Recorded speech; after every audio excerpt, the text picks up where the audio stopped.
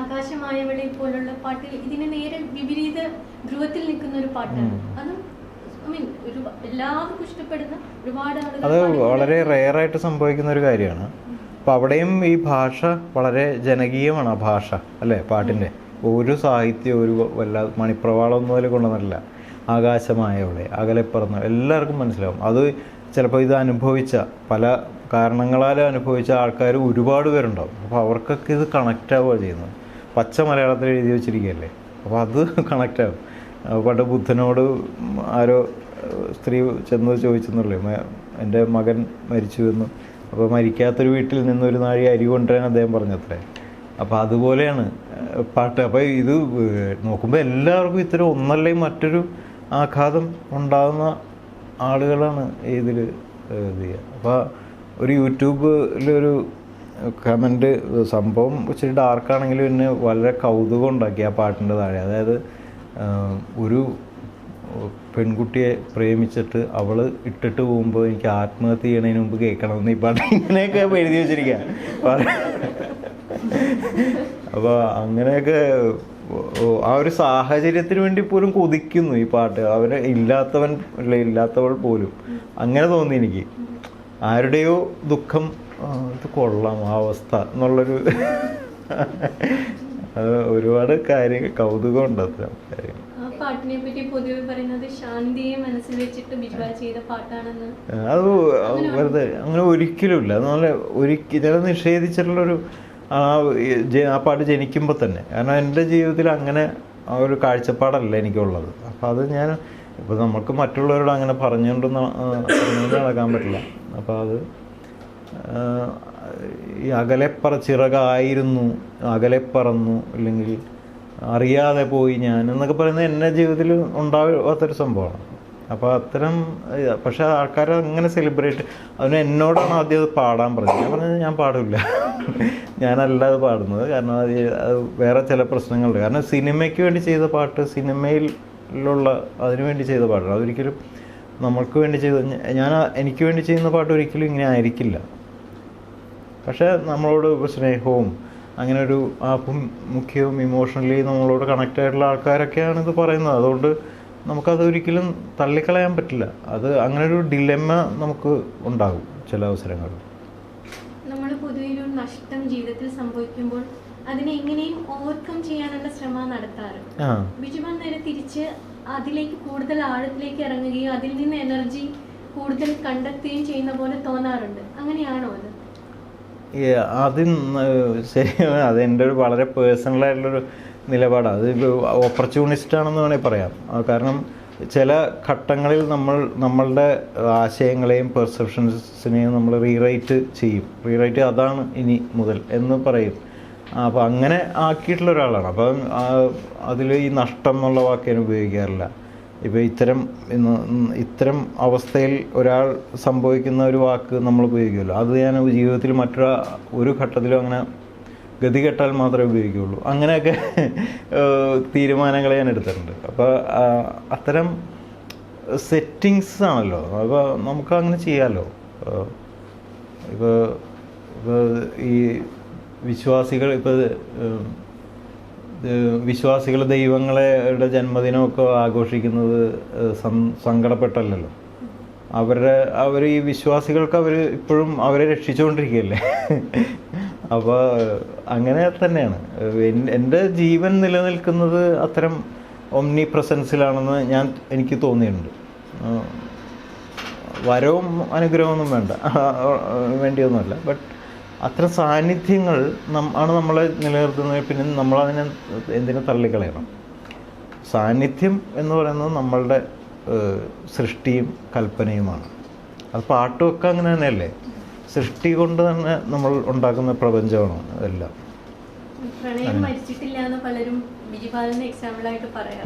അതൊക്കെ അങ്ങനെ അത്തരം കവിതകളിലൊന്നും എനിക്ക് യാതൊരു താല്പര്യമില്ല. എനിക്ക് എൻ്റെ കാര്യം അൺറിയലായിട്ട് ഒരാൾ കാണുന്നത് it is real to me.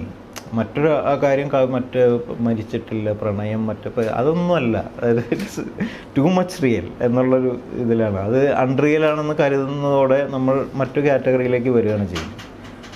അത്തരം ആലങ്കാരികതകളൊന്നും അത്തരം കാര്യത്തിൽ ഞാൻ അലങ്കാരങ്ങളൊക്കെ എനിക്കിഷ്ടമാണ്, പക്ഷേ ഈ കാര്യത്തിൽ ഒരു ഡെക്കറേഷനും താല്പര്യമില്ല. അതാണ്.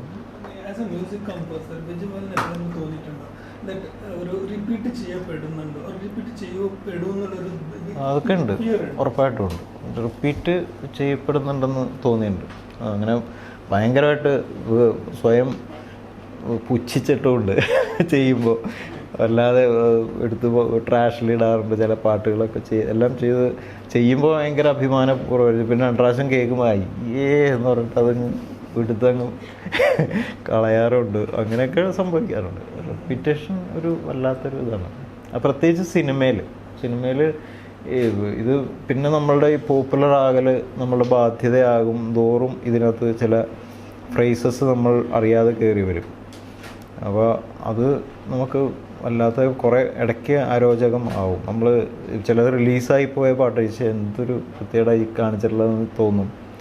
സ്വതന്ത്ര സംഗീതത്തിൽ ചിലപ്പോൾ നമുക്കത് ബ്രേക്ക് ചെയ്യാൻ പറ്റും. നമുക്കിഷ്ടമുള്ള രീതിയിൽ വൈൽഡായിട്ടൊക്കെ നമുക്ക് ചിന്തിക്കാൻ പറ്റും. സിനിമാ സംഗീതത്തിൽ ചെയ്യാൻ പറ്റും. അതിനുള്ള അവസരം നമുക്ക് തരണം.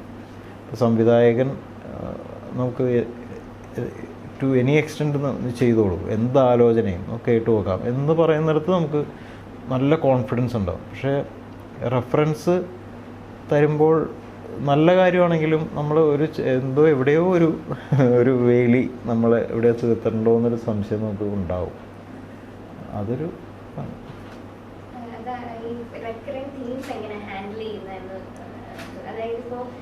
സോൾട്ട് ആൻഡ് പെപ്പറിൽ തന്നെ 2 പാട്ടുകൾ പ്രേമിക്കുമ്പോഴും കാണാമുള്ളതാണെങ്കിലും രണ്ടും പ്രണയത്തിനെ ഒരുപാട് സെലിബ്രേറ്റ് ചെയ്യുന്ന അതുപോലെ റെക്കറിംഗ് തീംസ് ഒരുപാട് വരുന്നുണ്ട്. ഇത് ഒരേ സിനിമയിൽ തന്നെ അങ്ങനെ വരുമ്പോൾ എങ്ങനെ ഹാൻഡിൽ അപ്രോച്ച് ചെയ്യാം? പലതിലും ഒന്നിലധികം ലവ് സോങ്സ് ഉള്ള പാട്ടുകളൊന്നും പടങ്ങൾ അധികം ഒരുപാട് ചെയ്തിട്ടുണ്ടോ എനിക്ക് ഓർമ്മയില്ല. ഇപ്പോൾ സോൾട്ട് ആൻഡ് പെപ്പർ അതുകൊണ്ട് തന്നെ ബോധപൂർവം ഒരു പാട്ട് സന്തോഷ് വർമ്മയെ കൊണ്ട് ജയിച്ചത്. പ്രേമിക്കുമ്പോൾ റഫീഖേട്ടനും കാണാമുള്ളാൽ സന്തോഷ് വർമ്മയുമാണ്. പിന്നെ അത് മാത്രമല്ല, കാണാമുള്ളാൽ നമ്മൾ പറഞ്ഞിട്ടുള്ളത് വിരഹമാണ് സബ്ജക്റ്റ് ആയിരിക്കണം. അതിൽ പ്രത്യേകിച്ച് വിരഹമൊന്നും ആ പടത്തിലില്ല ഇവർ തമ്മിൽ.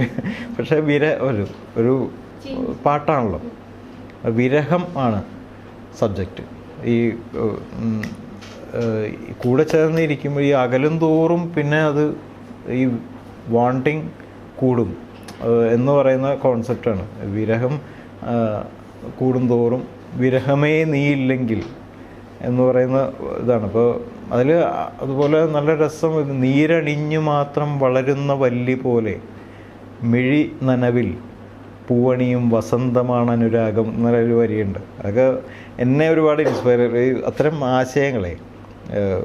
വെള്ളം ഒഴിച്ചാൽ വളരുന്ന വള്ളി പോലെ മിഴിയുടെ നനവ് കൊണ്ട് വളരുന്ന വസന്തമാണ് അനുരാഗം എന്ന്. അപ്പോൾ കരച്ചിൽ ഇല്ലാതെ ഈ പ്രണയം നിൽക്കില്ല എന്ന് അങ്ങനെ ആക്കണേ. ഇപ്പോൾ കാണാമുള്ളാൽ ഉൾനീറും നോവാണ് അനുരാഗം. ഈ നോവ് എന്ന് പറയുന്ന സാധനത്തിൽ ഹൈലൈറ്റ് ചെയ്തു അങ്ങനെ കൊണ്ടുവരായത് ഒരു വ്യത്യസ്തം ആവാൻ. അല്ലെങ്കിൽ ഒരുപോലെ ഇരിക്കും പ്രേമം, വേറെ ഒന്നും പറയാനൊന്നുമില്ലല്ലോ. വെറുതെ ഒരു ലവ് സോങ് അങ്ങ് എഴുതിക്കുമെന്ന് പറഞ്ഞാൽ ഒന്നും ചെയ്യാം. ഇപ്പോൾ സന്തോഷം തന്നെ പറയുമ്പോൾ ഈ പശുവിനെ കുറിച്ച് പാട്ട് എഴുതാൻ പറയും ചിലർ. പശുവിനെ കുറിച്ച് എന്തെഴുതാനാ? അപ്പോൾ ഒരു കാര്യം ചെയ്യാം, പശുവിനെ കൊണ്ടുപോയി ആദ്യമായി പല്ലവിയിലെ പശുവിനെ കൊണ്ട് വലിച്ചു കെട്ടിയൊരു തെങ്ങിൽ കെട്ടുന്നു. പിന്നെ തെങ്ങൊരു കൽപ്പവൃക്ഷമാണ്, അത് പോലെ തരും. ഇങ്ങനെ എഴുതാന്നുള്ളതല്ലാതെ വേറെ രക്ഷയില്ലല്ലോ. അപ്പോൾ ഈ പ്രേമത്തെക്കുറിച്ച് എന്തെഴുതാനാ നമുക്ക്? ഈ ലിറിക്സിനും പാട്ടിൻ്റെ അർത്ഥങ്ങൾക്കൊക്കെ വളരെയധികം ഇമ്പോർട്ടൻസ് കൊടുക്കുന്ന വളരെ ഇമ്പോർട്ടൻസ് കൊടുക്കുന്ന ഒരു കമ്പോസറാണെന്ന് തോന്നിയിട്ടുണ്ട്. ഇപ്പോൾ ഈ ടെക്നോളജിയുടെ വരവോടുകൂടി പലപ്പോഴും ലിറിക്സിനെ എന്താ പറയുക, ലിറിക്സിന് മുകളിലേക്ക് സൗണ്ടിങ് വരാറുണ്ട് എന്ന് തോന്നാറുണ്ട്. പക്ഷെ സാറിൻ്റെ സംഗീതത്തിൽ അങ്ങനെ തോന്നാറില്ല. അത് പ്രത്യേകം ശ്രദ്ധിക്കാറുണ്ട്. ഓവർ എംഫസിസ് കൊടുക്കേണ്ട സൗണ്ട് ലിറിക്സിന് കുറച്ചുകൂടെ ക്ലാരിറ്റി കൊടുക്കാം. അത് പലപ്പോഴും ഈ സൗണ്ട് എൻജിനീയേഴ്സിൻ്റെ ഒരു ഇതായിട്ട് എനിക്ക് തോന്നിയിട്ടുണ്ട്. മിക്സിങ് എൻജിനീയേഴ്സ്, മാസ്റ്ററിങ് എൻജിനീയേഴ്സൊക്കെ ചെയ്യുന്നത് അവർക്ക് ഈ സോങ്ങിൻ്റെ എസ്തെറ്റിക്സിലേക്ക് അവർ കടക്കില്ല. എസ്തെറ്റിക്സ് ഇൻ ദ സെൻസ് എന്തിനു വേണ്ടിയാണ് ഈ പാട്ടെന്നുള്ളത് അവർ പലപ്പോഴും ചിന്തിക്കില്ല. പാട്ട് it's just A musical production. അതിൽ വോയിസ് എന്ന് പറയുന്നത് ഒരു ഇൻസ്ട്രുമെൻ്റാണ്, അനദർ ഇൻസ്ട്രുമെൻറ്റ്, വെർബൽ എക്സസൈസ് ചെയ്യുന്നൊരു ഇൻസ്ട്രുമെൻ്റ് എന്നുള്ളൊരു സാധനം മാത്രമേ കാണുന്നു. അതിൽ പല വാക്കുകളും ചിലപ്പോൾ കേൾക്കില്ല. ആ വാക്ക് കേൾക്കണമല്ലോ, കേൾക്കണം, അതിനുവേണ്ടിയാണല്ലോ എഴുതിയിട്ടുള്ളത്. അപ്പോൾ ഇത് കേൾക്കില്ല. നമ്മൾ സൂക്ഷിച്ചത് എന്താണ് ആ വാക്കെന്ന് ശ്രദ്ധിച്ച് നോക്കണം. അപ്പോൾ അങ്ങനെ ഒരു പിഴവ് അവിടെ സംഭവിക്കാറുണ്ട് പലപ്പോഴും. നമ്മൾ ഈ വരികൾ കേൾക്കാനല്ലേ പിന്നെ എന്തിനാണത് ആ വരികൾ? അപ്പോൾ അങ്ങനൊരു ശ്രദ്ധക്കുറവ് പലപ്പോഴും സംഭവിക്കാറുണ്ട്. അതാണ് എനിക്ക് മെയിനായിട്ട് തോന്നിയിട്ടുള്ളത്. അപ്പോൾ മ്യൂസിക് കമ്പോസേഴ്സ് ചിലപ്പോൾ ഈ സാഹിത്യവുമായിട്ടോ അല്ലെങ്കിൽ ഭാഷയുമായിട്ടൊന്നും വലിയ ബന്ധം പലപ്പോഴും ഉണ്ടായിക്കൊള്ളണമെന്നില്ല. നമ്മൾ പരിചയപ്പെടുമ്പോൾ അങ്ങനെ തോന്നിയിട്ടുണ്ട്. അവർ ചിലപ്പോൾ പലരും എഴുതാനും പോലും അറിയാത്ത മലയാളത്തിൽ ആൾക്കാരുണ്ടാകും. അപ്പോൾ എന്താണ് ഇതിനെക്കുറിച്ച് ഇപ്പോൾ അരളി പോക്കുന്ന കാര്യം പറഞ്ഞ പോലെ ഇത് എന്താണ് ഇത് എഴുതി വെച്ചിട്ടുള്ളത്? കാരണം ഇവരൊന്നും ഇത് വിശദീകരിക്കാൻ നിൽക്കില്ല. ഈ കവികളോ ലിറിക് റൈറ്റേഴ്സോ ഒന്നും ഇതെന്താണെന്ന് നമുക്കൊന്നും പറഞ്ഞു തരാൻ പോകുന്നില്ല. അവരെഴുതുന്നു. അത് നല്ല സംവിധായകരാണെങ്കിൽ അവർക്ക് മനസ്സിലായില്ലെങ്കിൽ പോലും ഇത് ഏതോ നല്ലൊരു പരിപാടി എഴുതി വെച്ചിട്ടുള്ളതെന്ന് അറിയാനോ അങ്ങനെ തീരുമാനം എടുക്കാനുള്ള സെൻസിബിളായിട്ടുള്ള ആൾക്കാർ ഉണ്ടെങ്കിൽ ഇതങ്ങനെ വരും. ഈ പാട്ട് എപ്പോഴെങ്കിലും നമ്മൾ തിരിച്ചറിഞ്ഞാൽ നല്ല കാര്യം എന്നേ ഉള്ളൂ. അല്ലാതെ പക്ഷേ ഇതിനൊരു പ്രശ്നമുണ്ട്. ഈ കവിത കൂടി അറിയണം, മ്യൂസീഷ്യൻസ് അറിയുക എന്ന് പറയുന്ന ഒരു ഉത്തരവാദിത്വമുണ്ട്. കാരണം പാട്ട് ആകുന്നത് വരികൾ കൂടി ചേരുമ്പോഴല്ലേ, അല്ലെങ്കിൽ മ്യൂസിക് മാത്രമാണത്. ലെജൻസ് എന്ന് കരുതുന്ന നമ്മൾ യേശുദാസ്, പി ജയചന്ദ്രൻ, കെ ചിത്ര ഇവരൊക്കെ ബിജിപാലിന്റെ പാട്ടുകൾ പാടിയിട്ടുണ്ട്. അവരുടെ രീതികൾ എങ്ങനെയാണ് പാടുമ്പോഴും പലരും പല രീതിയാണ്. പക്ഷെ ഇവരുടെയൊക്കെ പാട്ട് പ്രൊഫഷണലിസം വളരെ വലുതാണ്. പാട്ട് അതിൻ്റെ പഠിക്കുന്ന രീതി വളരെ അഡ്മയറിങ് ആകുന്ന ഒരു അവസ്ഥയാണ്. പഠിക്കാതെ ഇപ്പോൾ പല്ലവി മൊത്തത്തിൽ യേശുദാസ് സാറാണെങ്കിലും മറ്റ് ഒരുപാട് വലിയ ഇതുകളൊക്കെ ഉണ്ട്. എന്താ പറഞ്ഞാൽ ഒരു ഹൈറാർക്കിക്കലായിട്ടുള്ള ചില പ്രശ്നങ്ങളൊക്കെ ഉണ്ട്. പക്ഷേ അദ്ദേഹം പഠിക്കുന്നൊരു രീതി, അത് പല്ലവി, അതായത് അതിൻ്റെ ഇടയിൽ പഞ്ചൊന്നും ഇല്ലാതെ ഫുൾ അദ്ദേഹത്തിന് പാടണം, അത് നിർബന്ധമാണ്. ഇപ്പോൾ ശ്രുതി തെറ്റിയാൽ അത് ട്യൂൺ ചെയ്യുക അതൊന്നുമല്ല. പുള്ളിക്ക് മാക്സിമം അത് അദ്ദേഹം പെർഫെക്റ്റായിട്ട് പാടിയിട്ട് പിന്നെ നിങ്ങളത് ചെയ്തോളൂ എന്നുള്ളൊരു പരിപാടി. അതൊക്കെ നമ്മൾ വല്ലാതെ എക്സൈറ്റ് ചെയ്യിക്കുന്ന കാര്യമാണ്. ചിത്ര ചേച്ചിയാണെങ്കിലും ജേഡൻ പിന്നെ വേറൊരു ലീഗാണ്. അദ്ദേഹം വേറൊരു ശൈശവാവസ്ഥയിലൊക്കെ ഉള്ള ചിലപ്പോൾ അങ്ങനെയൊക്കെ തോന്നുന്ന രീതിയിലുള്ള ഒരാളാണ്. അത് നമ്മളൊക്കെ ഒന്ന് പാമ്പർ ചെയ്യുമ്പോൾ ഒക്കെയാണ് പുള്ളി നല്ല രീതിയിൽ ചെയ്യുന്നത്. അല്ലെങ്കിൽ പുള്ളിക്ക് പകപ്പും പേടിയും ദേഷ്യവും ഒക്കെയാണ്. അല്ലാത്ത വേറെ രീതിയിൽ ട്രീറ്റ് ചെയ്യുക എന്നോട് വലിയ ഇഷ്ടമാണ്. ഞാൻ അദ്ദേഹം പാടുന്ന ക്യാബിനിൽ പോയാണ് ഇരിക്കാറ്. സാധാരണ കൺസോളിലാണല്ലോ ഇരിക്കുക. ഞാൻ അദ്ദേഹത്തിൻ്റെ കൂടെ പോയിരുന്നിട്ട് ഹെഡ്ഫോൺ വെച്ചിട്ടാണ് അവിടെ ഇരുന്നിട്ടാണ് പറഞ്ഞു കൊടുക്കാറ്. അപ്പോൾ പുള്ളി വളരെ കംഫർട്ടബിളാണ്. അങ്ങനെ ഓരോരുത്തരും ഓരോ രീതിയാണ്. യേശുദാസ് സാറൊക്കെ വളരെ പ്രോ ആണല്ലോ, പ്രൊഫഷണലാണ്. എത്രയോ ലക്ഷക്കണക്കിന് പാട്ടുകൾ പാടി എത്രയോ മ്യൂസിക് കമ്പോസേഴ്സിൻ്റെ പല പാട്ടുകൾ ദിവസം 15 പാട്ടൊക്കെ പാടുന്ന, അത് കഴിഞ്ഞിട്ട് 2 മണിക്കൂർ കച്ചേരിയും ചെയ്യുന്ന ഒരു കാലം ഉണ്ടായിരുന്നല്ലോ. അപ്പം അത് വേറൊരു പരിപാടിയാണ്. ചില പലപ്പോഴും ചിത്ര ചേച്ചിയൊക്കെ വളരെ സിമ്പിളാണ്. യേശുദാസ് സാറ് ഇപ്പം ഞാനൊരു പാട്ടാണ് ശരിക്കും അദ്ദേഹത്തെ മുഖാമുഖം പാടിച്ചിട്ടുള്ളത്. മറ്റൊരെണ്ണം പുള്ളി അദ്ദേഹം പാടി അയക്കുകയാണ് ചെയ്തത്. മുഖാമുഖം ആദ്യത്തെ പാട്ട് തന്നെ തിരികെ ഞാൻ വരും. അപ്പോൾ അദ്ദേഹത്തിന് അതിൻ്റേതായിട്ടുള്ളൊരു ഇത് അദ്ദേഹത്തിന് ഉണ്ടായിരുന്നു. അത് ഒഴിച്ചാൽ വേറെ പ്രശ്നമൊന്നുമില്ല.